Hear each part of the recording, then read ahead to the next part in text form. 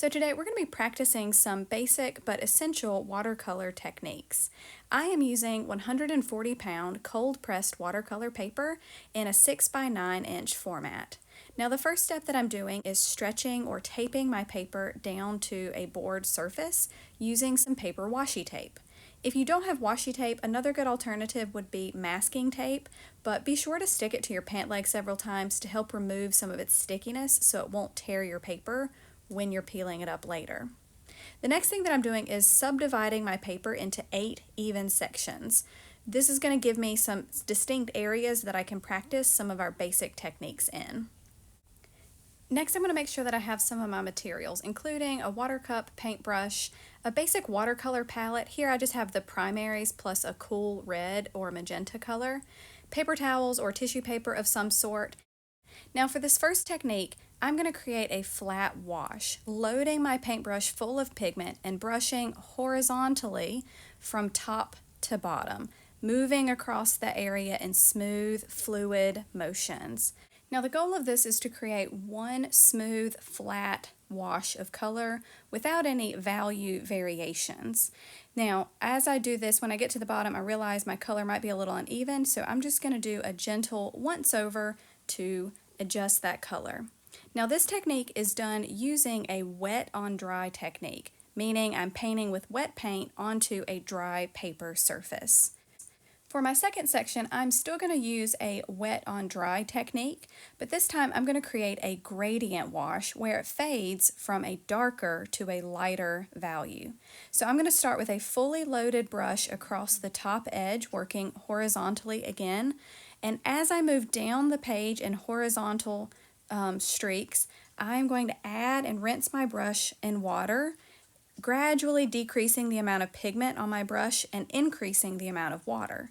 This is going to let that water and that color fade as it moves down. This is great for any sort of sky technique. Now if you notice right there, I have some water pooling at the bottom, so if I dab my brush off with a thirsty brush, I can lift up where that water is pooling so I don't get too much pigment down there on the bottom edge. Now, just to gently smooth and bleed and fade that out just a little bit more, I'm going to do a few minor touch-ups, and now I'm going to leave that to dry. You can even prop your board up vertically if you want to help move some of that pigment around to help increase that flow. Now the next type of wash we're going to practice is a two-color wash where we are mixing and fading from one color into the next. Now I'm still going to be using a wet on dry technique. I'm going to start with a fully loaded pigment of blue at the top and work my way with smooth horizontal streaks down, rinsing my brush in water as I go, gradually decreasing that amount of pigment. Next, I'm going to load up my brush with my second color, and I'm going to be using that cool red and working from the bottom up to the top, gradually adding more water and letting those colors mix and bleed together in the middle.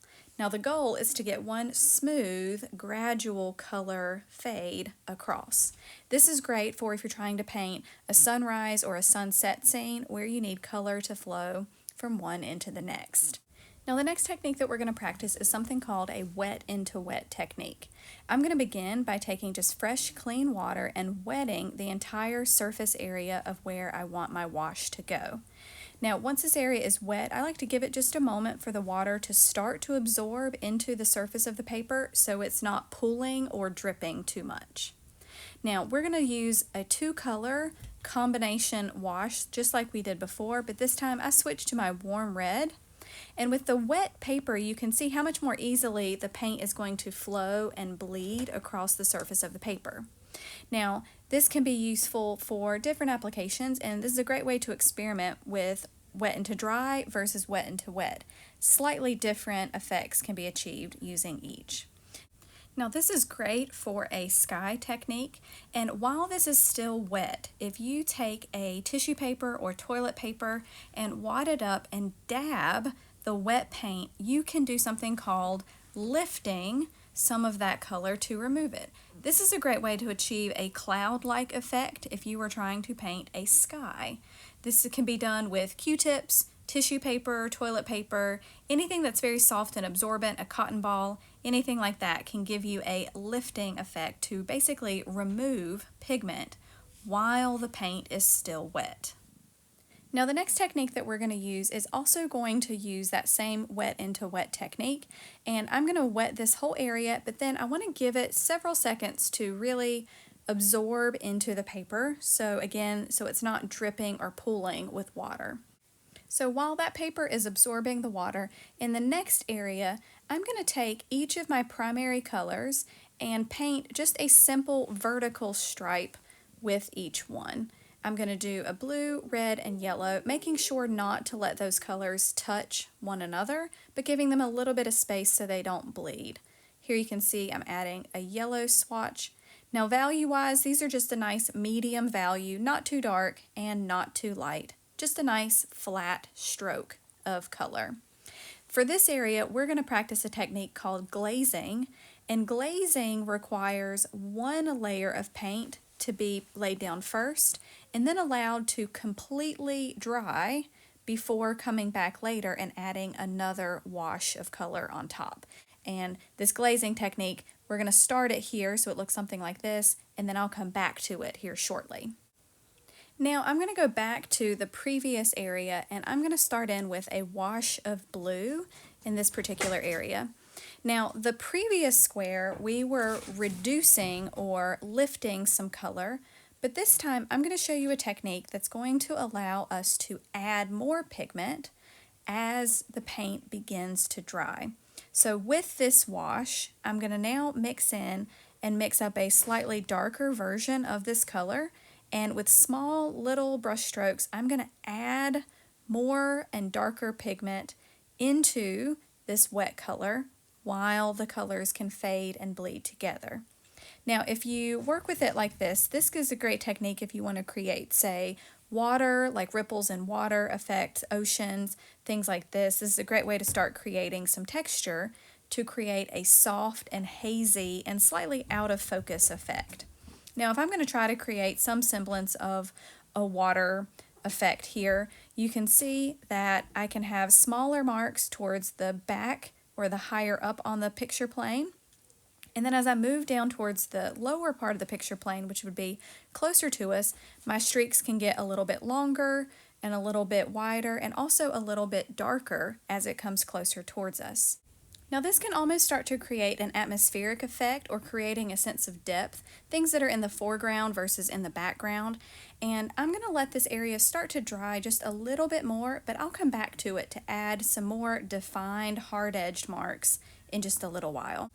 And in the meantime, I'm going to move over and start another section working with a wet into wet technique, getting that entire area filled with nice clean water. And this time I'm going to choose some of my warm colors, reds and yellows, and just splatter some of those colors across the page.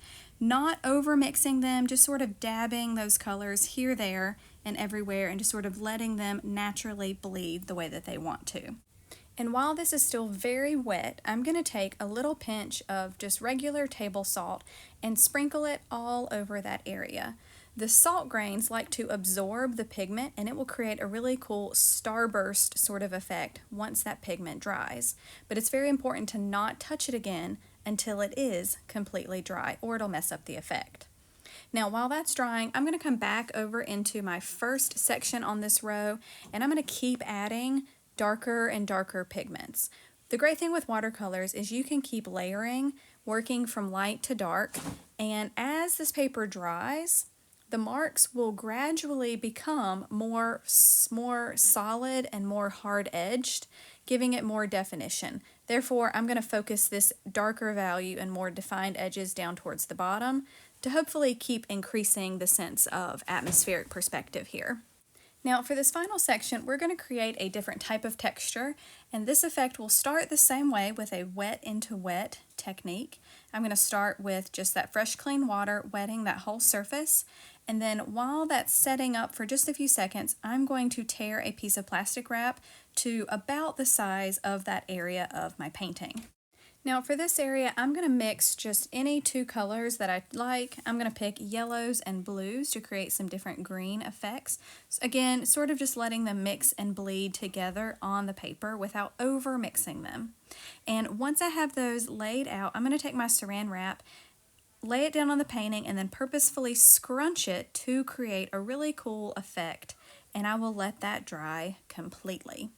Now, once that is set up, I'm going to come back one more time into this sort of water effect, adding a few more layers. The paint is starting to dry on the paper a little bit more, so my areas are going to become a little bit more defined, a little bit darker, and hopefully with enough layers I will get this to look something that looks a bit like water. And as soon as I make some final adjustments to this, I am going to move back over to the section where we're going to practice our glazing. Now, in order for glazing to be successful, you want to make sure that your first layer of color is completely dry to the touch before adding a second layer. Now, I'm going to be mixing up each one of those 3 primary colors again, and this time painting a horizontal stroke of each color, moving all the way across this section. And the way that glazing works is that when you layer one transparent color on top of another transparent color, they will optically mix in order to create a third color. So red over yellow might create an orange, or red over blue might create a violet shade. Now, I will say that professional grade watercolors handle glazing really well. Sometimes our student grade watercolors can reactivate the layer below it if you make multiple brush strokes through it, but this is still a good experiment. And once this has completely dried, I am brushing off the salt and removing the saran wrap. And now I'm going to go back into the water section and paint one final layer, working wet into dry. This time my marks will no longer bleed and create soft edges. This time the edges will remain sharp and in focus with hard edges. And I'm also going to use this wet into dry technique here at the top and paint a couple layers of a very simple mountain landscape. Now, I'm letting it dry in between each one, just giving it about 10 minutes or so between each layer of those mountains. Now I'm going to move back up into the very first section and work with a positive space painting technique. Here I'm just mixing the same color as the background, just a little bit darker, and painting a very simple positive space leaf motif, just 1 or 2 values darker than the background layer. Now, to contrast this, in the second area, I'm going to paint another similar motif with leaves, but this time I'm going to be working in just the negative space, or the space around the leaves, instead of painting the leaves themselves. Painting with negative space is a really useful watercolor technique, and sometimes painting around something can be just as important as painting the object itself. So this is a really useful trick to have in your toolkit as a watercolor painter. Now, I just happened to choose a really simple leaf design, but feel free to choose whatever sort of shape you want to use for this section. Now, once that layer has dried, I'm just going to go back through and add some subtle shading with darker values. There, I'm just adding a central vein to those leaves, and then using a damp brush to soften the edge and blend it into the rest of that value. And then I'm going to move into my negative space painting and put a second layer of a simple leaf shape behind the first one. One of the really nice things about working with watercolor, as you work from typically a light value to darker values towards the end of a painting, you can just keep layering and building up the complexity of your painting.